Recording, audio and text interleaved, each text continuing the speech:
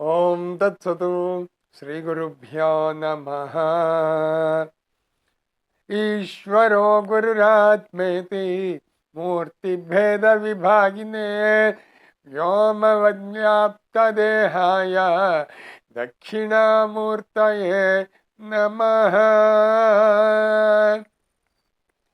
అని ఈ విధంగా గురు పరంపరకు నమస్కారం చేసుకుని, గురుదేవులు ఆంధ్రవ్యాస ఏలూరిపాటి అనంతరామయ్య గారు మనకు అందించినటువంటి గోమతి విద్యను మనము అభ్యాసము చేద్దాము. పావనం సర్వభూతానాం రక్షంతి చ వహంతి చ హవిషా మంత్రభూతేన తర్పయంత్యమరాన్ దివి అని తర్వాత శ్లోకము గోమాత మహిమను మనకు చెబుతోంది. గోమతి విద్యలో మనము తెలుసుకోవాల్సినటువంటిది. పావనం సర్వభూతానాం, మనకు సర్వభూతములను కూడా పావనము చేసేటువంటిది, పవిత్రము చేసేటువంటివి రెండే. ఒకటి గంగా నది, రెండోది గోమాత. ఇందులో గంగా నది కూడా గోమాత స్వరూపమే, గోమూత్రమే గంగా నది. ఆవు కొమ్ముల చివర భాగములో సమస్త తీర్థములు కూడా ఉంటాయి.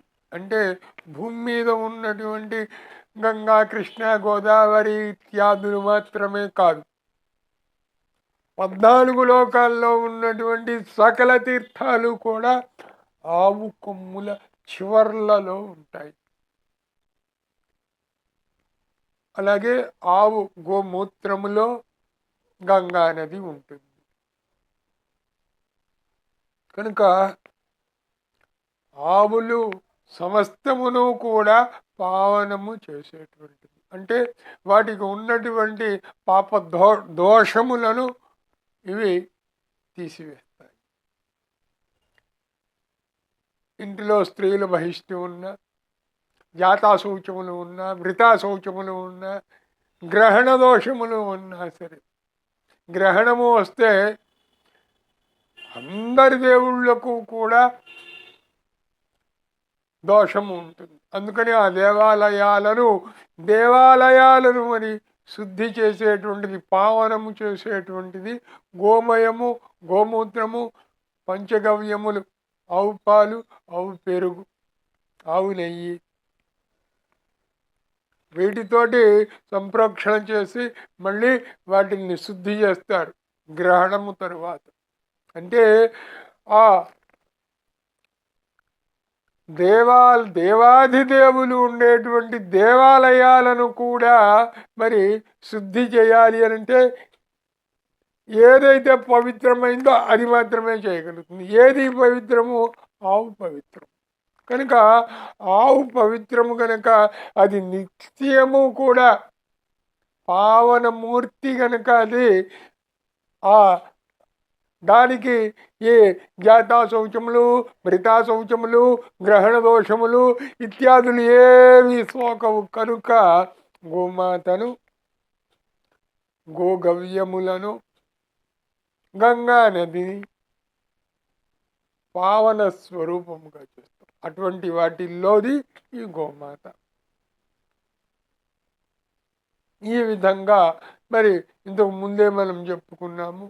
హవిష మంత్రపూర్తి, హవిస్సులను కూడా అంటే నెయ్యి, మంత్రములు రెండింటినీ కూడా జోడించి హవిస్సుల రూపంలో దేవతలను పూజిస్తూ ఉంటారు. ఇది ఆవుకు ఉన్నటువంటి మనం తెలుసుకోవలసినటువంటిది. అందుకనే ఇంట్లో ఎవరైనా పుట్టారు, ఆ ఉదక శాంతి ఇత్యాదులు మనము చేస్తాం కదా, వాటిల్లో ఉండేటువంటిది కూడా ఇదే గోగవ్యములే. వీటితోటే శాంతి. ఎవరన్నా చనిపోయారు, అక్కడ కూడా శుద్ధి కార్యక్రమానికి చేసేటువంటిది ఆవి. దేవాలయాలను కూడా శుద్ధి చేసేటువంటిది. ఇంకా కరెక్ట్గా చెప్పాలి అని అంటే స్వామివారికి మీరు చేస్తున్నటువంటి సబ్బులు కానీ షాంపూలు కానీ వీటితోటి స్నానం చేయించరు. మరి ఆయనకు చేయించేటువంటి స్నానం ఎలా ఏమిటి అని అంటే ఆవు పాలు, ఆవు పెరుగు, ఆవు నెయ్యి, గోమయము, గోమూత్రము, గంగా నది, అలాగే వివిధ నదుల నుంచి తీసుకుని వచ్చినటువంటి జలములు, వీటితోటి ఆయనకు, అలాగే పన్నీరు, ఆ నీళ్ళల్లోనే జవ్వాజి ఇట్లాంటివి సుగంధ పరిమళాలు వాటిని కలిపి వాటితోటి స్నానం చేయిస్తారు. అంటే గోమయము, గోమూత్రము తోటి స్నానం చేస్తే ఒళ్ళు ఎంత పువ్వులా ఉంటుందో చేసిన వాళ్ళకి మాత్రమే తెలుస్తుంది. ఉత్తమోత్తమైనటువంటి ఏ షాంపూ కానీ ఏ సబ్బు కానీ మీకు మళ్ళీ అంత పరిశుభ్రమైనటువంటి అంత దివ్యమైనటువంటి ఇది ఇవ్వదు. అందుకనే ఈరోజు కూడా ఈ గోగవ్యములతోటి మాత్రమే స్వామివారిని అర్చిస్తారు. ఇది కనుక పావనములలోకెల్లా పావనమైనటువంటిది, పవిత్రముల్లోకెల్లా పవిత్రమైనటువంటిది, అన్నింటినీ పవిత్రము చేస్తుంది. కానీ దానికి మాత్రము ఏ అపవిత్రత సోకదో అది ఆవు. ఇది గోమతి విద్య ద్వారా మనం తెలుసుకోవాలి. ఈ జ్ఞానాన్ని మనము దృఢపరుచుకుని ఆవు గొప్పదనము ఏమిటి అని అంటే ఇది. ఆవుని ఎందుకు పూజించాలి?